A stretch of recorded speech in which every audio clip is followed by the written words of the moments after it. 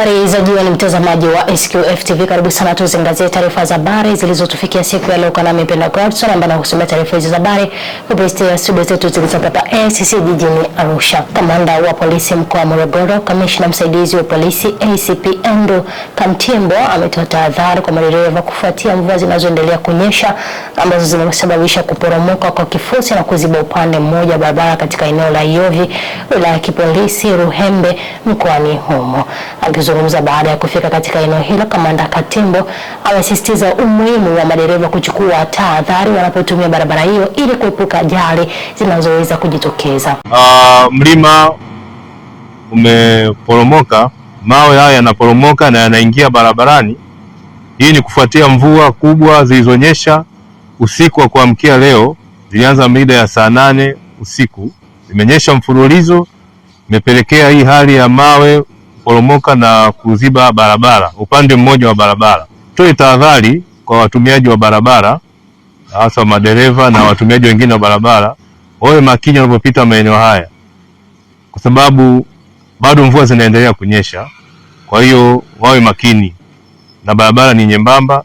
Yale maeneo yasiyoruhusiwa ku overtake au kupita magari mengine, basi wasifanye hizo overtaking ambazo bila kuwa na uhakika, bila kuona kinachokuja mbele. Maeneo korofi, kwa mfano Yovi, kwenda kule mbele, na maeneo ambayo yanahitaji umakini na uzingatiaji wa sheria na alama za barabarani. Sasa wakifika hapa madereva, sababu hapa ndo kuna hii beri hapa, roadblock, mwe mnawaelimisha pamoja na mambo mengine ya ukaguzi na nini, lakini mwe mnatoa elimu. Sasa hivi pale Yovi kuna mawe yanaporomoka kwenye mlima. Mlima unaporomosha mawe.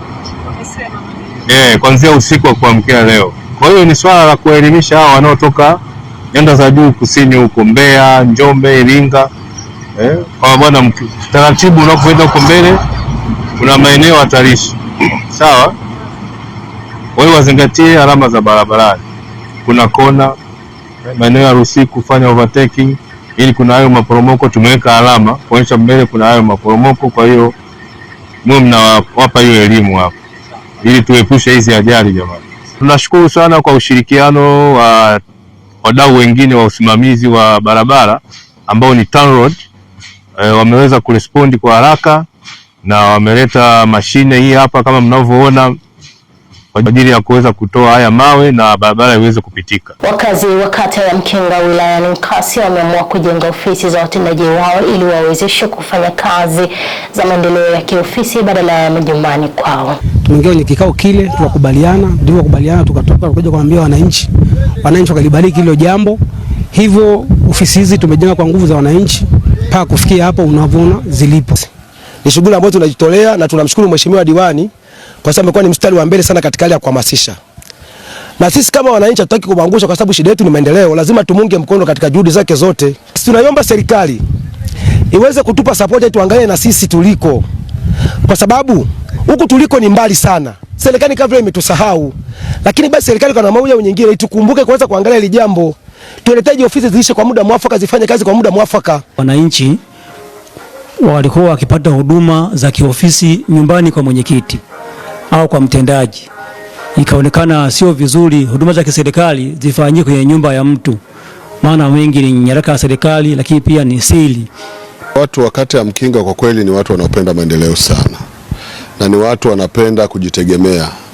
Kwa hiyo changamoto za kukosa ofisi za serikali ya kijiji ziliwafanya wananchi kuto kupata huduma kwa wakati. Mtendaji anakuwa akai ofisini, muda mwingi anakuwa anafanyia kazi mitaani. Ofisi 4, kila kijiji kina ofisi yake, lakini hiyo ofisi thamani yake ni kwamba zina takriban kama milioni 17 point hivi.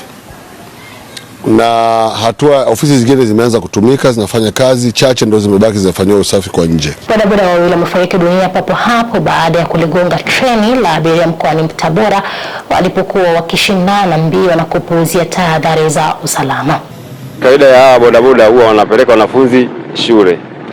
Wanapowafikisha shule kisha waacha huwa wanakuja wanafukuzana. Kwa hiyo kwa bahati mbaya leo ndio kimewakuta kama kitu cha wakuta hicho.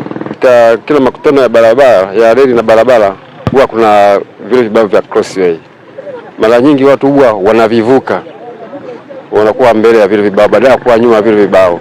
Lazima unapofika eneo la reli uangalie kwanza, kwa sababu vile huwa kuna kama treni inakuja lazima utasikia mungurumo, lakini watu wengine huwa hawachukui tahadhari hiyo.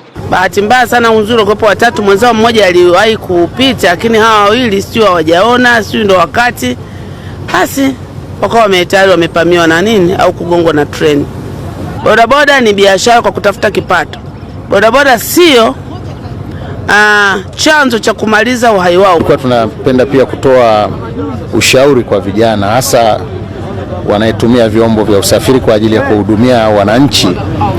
Tunasema itakuwa ni jambo zuri sana kama endapo watakuwa wanatumia vyombo hivi vya usafiri wakizingatia usalama barabarani. Mimi ningeshauri wa bodaboda wenzangu kwamba tujifunze kuendesha taratibu na kuangalia sehemu za hatari kama hizi. Sehemu ya lelini huwezi kuvuka bila kuangalia huko na kule. Kwa vijana ambao tuko barabarani, naomba tuchukue tahadhari sana tunapokuwa barabarani. Tunapokuwa barabarani tuojaribu akili zetu tuweke barabarani. Sio tuweke mawazo mengine, tuache kutumia kwanza vilevi. Umeona? Hizi habari za kushindana, hizi zimeshapitwa na wakati.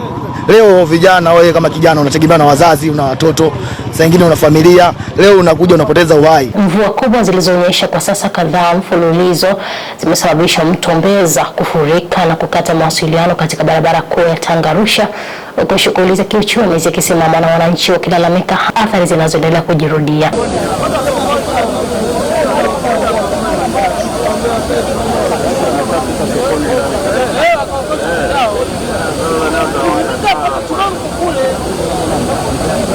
Miongoni mwa wafanyabiashara wameathirika kwa kiasi kikubwa sana, na pia kwa namna moja au nyingine wananchi kwa utafutaji wa kipato pia imeathiri kwa namna kubwa sana, kwa sababu ukiangalia maji haya yamekata mawasiliano sehemu mbalimbali.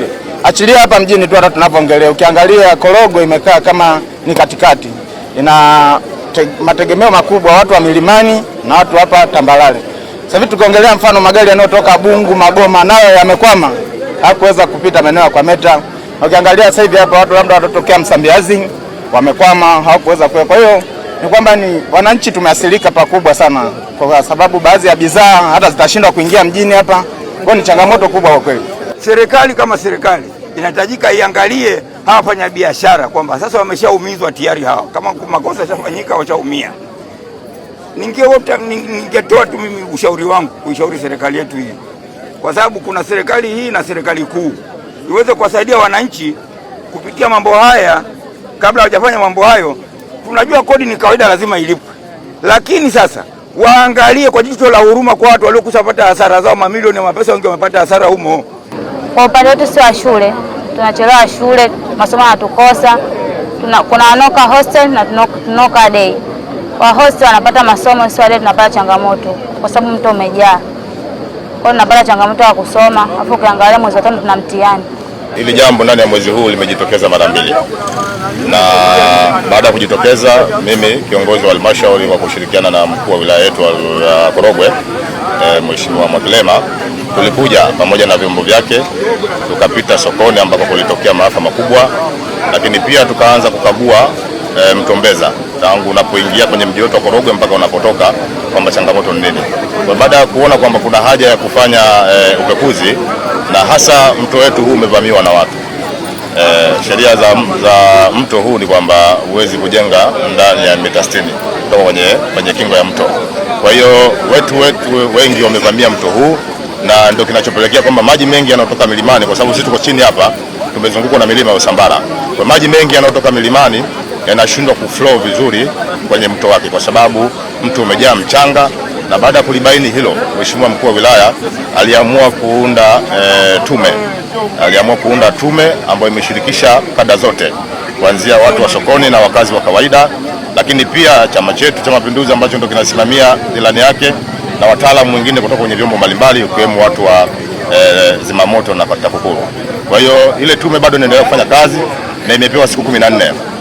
Naamini ndani ya siku 14 tume ile itakuja na majibu kwamba imebaini kitu gani, na sisi kama serikali tuweze kufanya maamuzi ili kuweza kuwanusuru wananchi wetu na hadha ambayo inajitokeza katika mto wetu Mbeza ambao tuko nao katika mji wa Korogwe. Taasisi ya wakala wa vyuo vya mafunzo na mifugo Tanzania na taasisi ya utafiti wa mifugo Tanzania zilizopo chini ya Wizara ya Mifugo na Uvuvi zimeendelea kutoa mafunzo ya nadharia na vitendo kwa wafugaji wa ng'ombe wa maziwa ili kukuza tasnia ya maziwa kwa kuongeza uzalishaji wa maziwa. Umuhimu wa mafunzo haya tunayofanya leo lengo ni kuongeza tija katika uzalishaji wa maziwa hasa katika halmashauri ya wilaya ya Muheza na nchini kwa ujumla.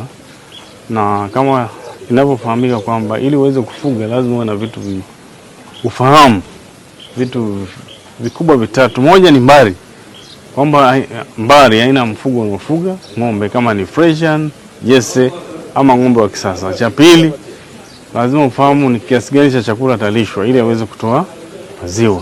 Cha tatu, malazi, ng'ombe atalala wapi ili aweze kulala vizuri na aweze kuwa na afya njema. Kwa hiyo umuhimu wa mafunzo haya lengo lake ni kuja kuwawezesha wafugaji hasa katika halmashauri ya wilaya Muheza kujifunza mbinu bora na teknolojia muhimu za uzalishaji wa maziwa. Tuna majukumu makubwa manne ambayo tumepewa na serikali.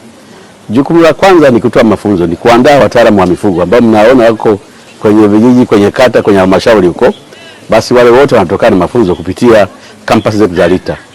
Lakini jukumu kubwa la pili ni kutoa mafunzo ya muda mfupi kama haya tunayotoa leo hapa kwa wafugaji 310 kutoka Muheza.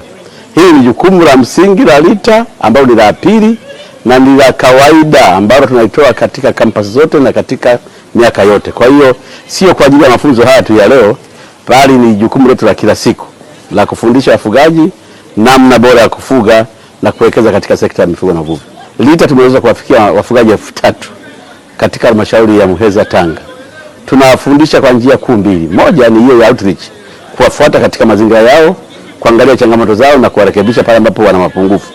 Lakini pia ni kuwaleta katika mazingira yetu ya chuo ambapo wanakuja hapa kwa siku 2-3, wanafundisha kwa nadharia kwa 40% na vitendo kwa 60%, ambapo tunawatembeza pia kwenye mashamba yetu ili waweze kuona modo ya namna moja na bora ya kufuga katika mazingira yao.